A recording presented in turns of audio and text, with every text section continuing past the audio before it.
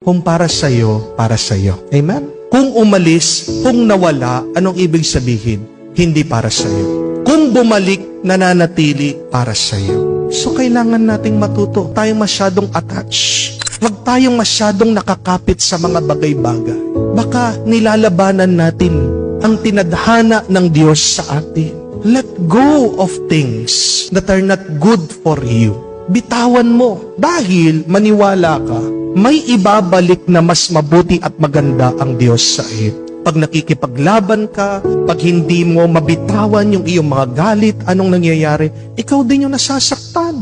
Amen? Meron po akong tinutulungan, nagka-counseling sila sa akin. Kahit na paano ko sila pag-usapin, ayaw, matigas yung puso. Ayong mag-let go. Anong nangyari? Napakaliit na problema lang. Dinala sa korte, nagdedemandahan. Ano yung epekto? Walang kapayapaan sa pamilya, kawawa yung mga bata. Tingnan niyo po yung ginagawa nila, no? Dahil lang hindi mo mabitawan yung sama ng loob mo. Napakadaling gawin, magpatawad. At anong epekto nun? Masayang pamilya. Pero mas pinipili pa natin na kimkimin, itago, manatili ang ating sama ng loob. Tanong mo sa iyong sarili, ano yung bagay na hanggang ngayon hindi mo pa rin mabitawan? Dahil hindi ka makakapasok din sa langit kung marami kang bit-bit at dala-dala sa iyong puso.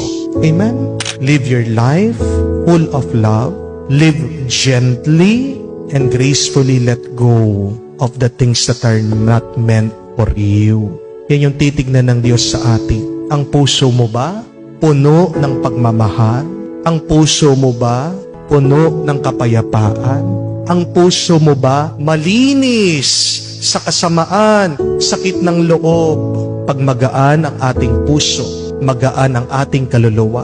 At pag magaan ang ating kaluluwa, doon tayo makakapasok sa langit. Yun yung pinakamahalaga bandang huli sa ating buhay.